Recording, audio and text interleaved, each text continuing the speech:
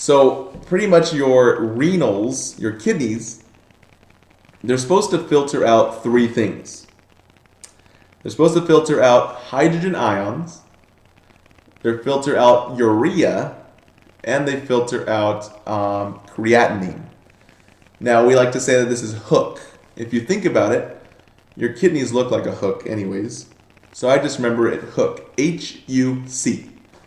Hydrogen ions, urea, and creatinine. Hydrogen ions are very acidic. So if you have renal failure, you're going to be in metabolic acidosis because you're holding on to all those hydrogen ions.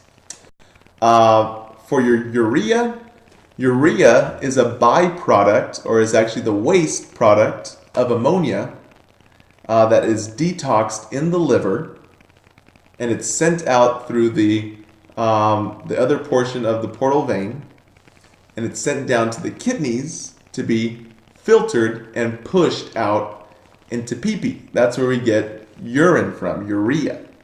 So our BUN is our blood urea nitrogen.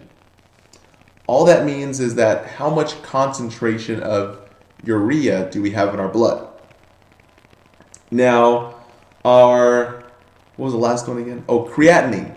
Creatinine is a byproduct of it's a byproduct of muscle breakdown. So, our bodies, or our kidneys, are trying to filter out this creatinine and this BUN. And that's what really we see on like a metabolic panel. We want to see our BUN and our creatinine in a good ratio.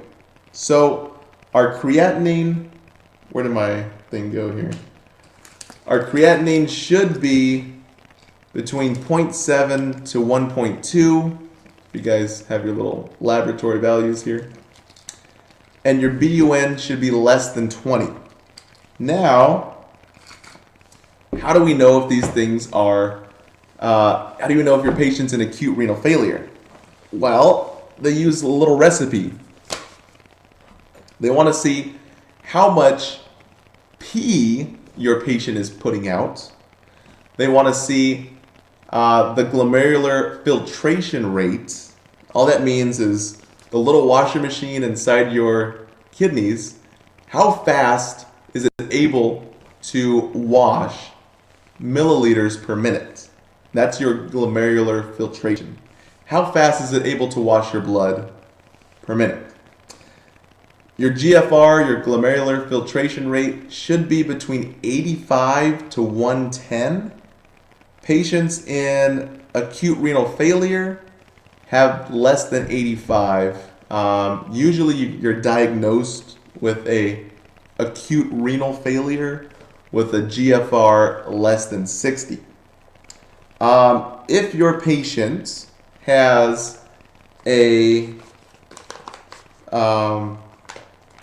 creatinine and BUN ratio that's very high, so let's say your creatinine is not a 1.2 anymore. Let's say the creatinine's 3 now. So if your creatinine's 3, then we're expecting your BUN to be 3 times that.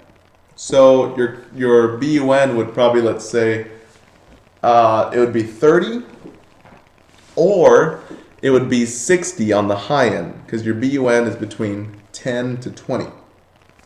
So if you're completely confused, I totally understand. But just think about this. Your creatinine is supposed to be filtered in through your urine, okay? Your BUN is supposed to be filtered through your urine as well.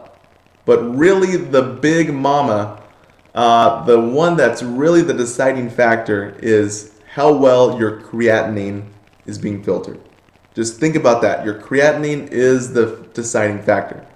Because your BUN could always be high in the body and not in the potty, but that could also mean that you're dehydrated. And one way I like to remember that is your buns get burned when you're dehydrated. So your buns get burned when you're dehydrated. Now, if you have creatinine going up and BUN going up, you have two kidneys, right? Two kidneys. And you have two lab values that are going up. So if it's two lab values going up, your creatinine and your BUN, then it's kidney involvement. If you only have burned buns, then you're probably dehydrated. So that's in a layman's terms. But there's a lot more stuff. So I'm going to make a separate lecture for this. Acute renal failure, chronic renal failure, your creatinine ratios, your oliguric phase, your diuresing phase, your recovery phase of acute renal failure, as well as your extra renal failure, and really what ABGs look like with renal failure, how your sodium calcium's low, but your potassium phosphate is high, and a whole lot of other stuff. But I'm going to break it down for you guys later on in the afternoon. But right now we're going to talk a little bit more about the heart, about cabbage, and a little bit of a stress test real quick. Then we'll go to lunch.